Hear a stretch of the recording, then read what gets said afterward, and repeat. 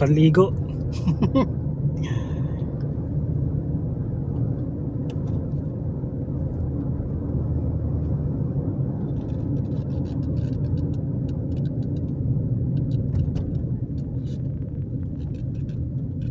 Makulimlim ngayon ah.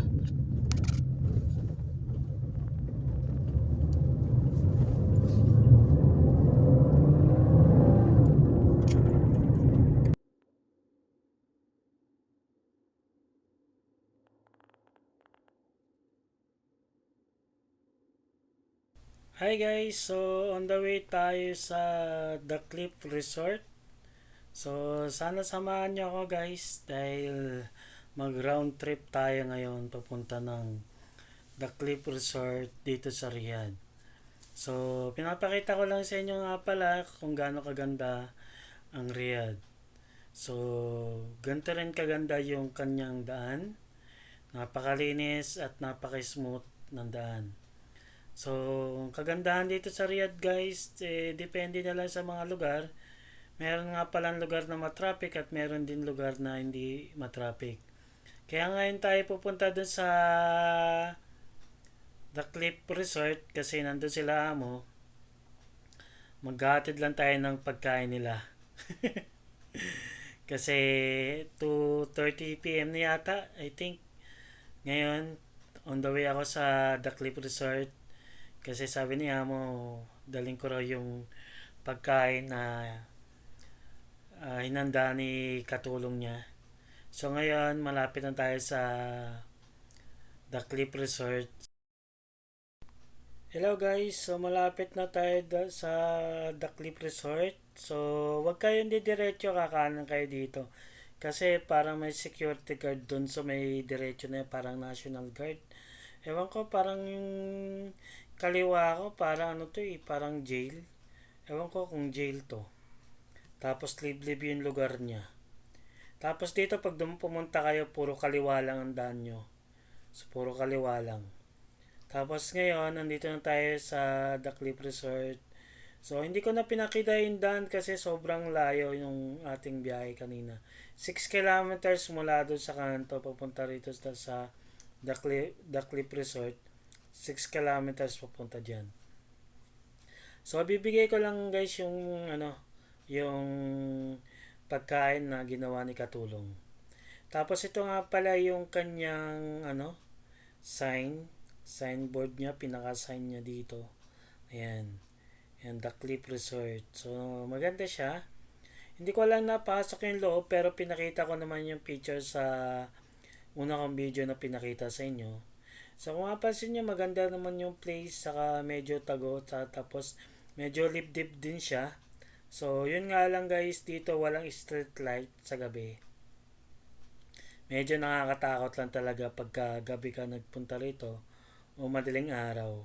Pero ang problema, pabalikan ako dito ng amo ko ng mga bandang 2:00 ng madaling araw para maghatid ulit ng pagkain. Pero bibili na sila sa restaurant. So mamaya samahan nyo ako guys kasi sobrang nakakatakot talaga. Napakadilim. Sobrang dilim dito guys sa gabi. Ayan.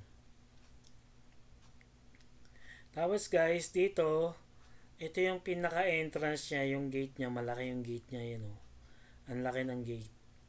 Ayan, ngayon on the way na tayo, pabalik na tayo ng bahay. So naiabot ko na nga pala yung pagkain na ginawa ni Katulong. So dediretso na ngayon tayo sa bahay. Balik na tayo. Tapos papakita ko rin sa inyo kung gaano kaganda at gaano kalinis ang kalsada dito sa Riyadh. So napakalawak ng kalsada, kaso nga lang sa bandang kaliwa kasi kanina may ginagawang kalsada eh. So ewan ko kung anong plano nila ron. Kaya mamaya papakita ko sa inyo pag malapit na tayo sa highway.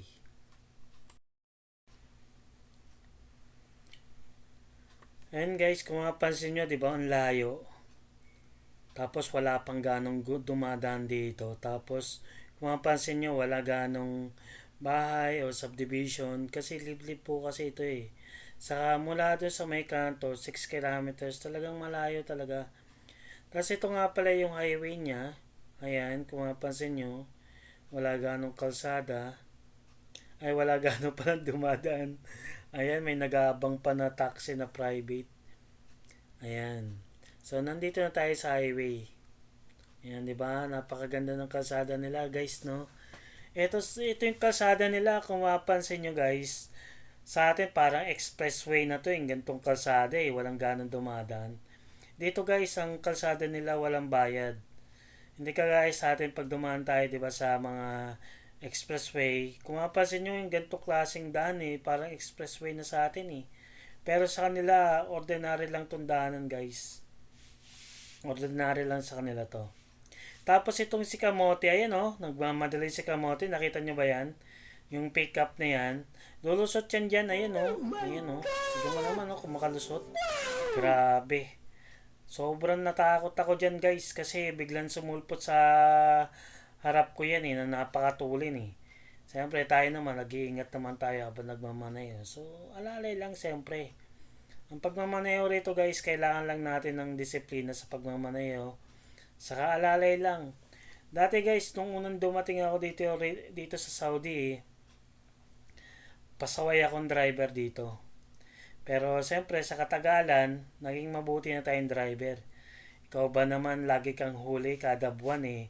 Kinakaltas ka na 150, 200. Nung unang punta ko rito sa Saudi Arabia guys. Siguro mga isang taon ako guys, puro huli ako nun. Puro huli ako rito. Kaya yan, nadala na ako. Kasi sayang din guys yung 150, magkano rin yun sa peso natin, nasa 2,000. Isang huli lang yun, overspeeding. Pero awa ng Diyos, so hindi na ako nag-overspeeding ngayon. Tamang pagmamaneho lang. So ngayon guys, dadaan muna tayo ng McDo kasi gusto ko uminom ng kape, yung favorite kong cappuccino rito. Bibili muna ako ng cappuccino bago ako uwi. Yan. Minsan madalas din ako magkape. Lalo na pagka medyo malamig yung panahon, kagaya ngayon, medyo malamig, saka makulimlim. So, tapos itong pasaway na to, may dumaan pong pasaway dyan, may palele pa siya. Palle! Kaya ito, kaya yan. So ngayon guys, ito na, nandito na tayo sa sa lugar namin malapit. So babalik na tayo ng stoplight. Ayan. Pakita ko sa inyo guys kung gaano kaganda yung stoplight dito guys. Ayan. At kung gaano kaganda rin yung kalsada. Tignan nyo naman yung tsura ng kalsada, di ba? Saka yung nila, yung tree nila, di ba? Makita nyo. Yan yung tree nila dito, yung puno nila. Ano yan guys, sa pambansang puno nila dito sa Saudi Arabia. Dates ang tawag dyan. Ayan guys. Tingnan mo naman guys, no? Napakaganda ng kalsada. Wala kasi ganong dumadaan ngayon kasi sala. Kaya wala ganong dumadaan. Sa malinis ang kalsada. Hindi tayo sa stoplight ngayon. Ayan. So ganito lang guys mag-drive dito sa Saudi. Kailangan lang maging maingat.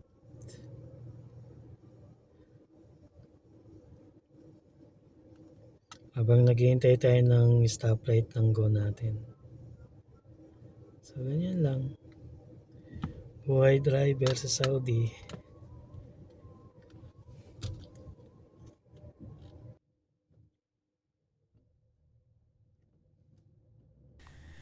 Tapos guys, pagka kayo baguhan dito sa Saudi Arabia pag nagmamaneho kayo guys, ang technique rito guys, lagi lang kayo nasa gitna. Ayan. Tapos, sundan nyo lang yung lane nyo. Kung ano yung lane nyo, dun lang po kayo. Huwag kayong left and right. Okay, magle-left lang kayo right kung kinakailangan. Pero kung hindi naman, so, dun ka lang sa middle para iwas din yung disgrasya. Kasi mahirap na guys dito sa Saudi Arabia eh matutulin guys sa mga sasakyan kaya kailangan natin maging maingat sa pagmamaneho. Imagine sa 16 years ko dito sa Saudi Arabia hindi pa ako na aksidente o nabangga rito guys. Ganun ako kaingat sa sasakyan. Awa ng Diyos. Talagang napaka ko pagdating sa pag-iingat sa pagdadrive. So kung mapansin nyo guys, 'di ba? Hindi pa ako lumilipat ng lane dyan.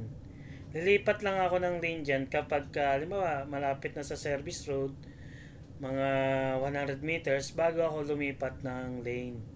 Okay, ganyan tayo. Para iwas disgrasya. Ganyan ang tamang pagmamaneho. Hindi lagi yung palipat-lipat ng lane kasi delikado guys pag palipat-lipat ka ng lane. So ngayon, 'di ba lumipat ako ng lane. Ayan, kasi meron siyang barrier. So ganyan lang kasimple. Lilipat ka ng lane after 100 meters or 50 meters before ka dumating doon sa lilipatan mong lane. So dito naman, lipat ulit tayo ng lane. Ganyan lang pagmamaneho guys. Para iwas disgrasya. Ayan. Basta lagi nasa lane mo, nasa tama ka lang. Para iwas disgrasya. Ayan o. Kaya pag tamang pagmamaneho guys.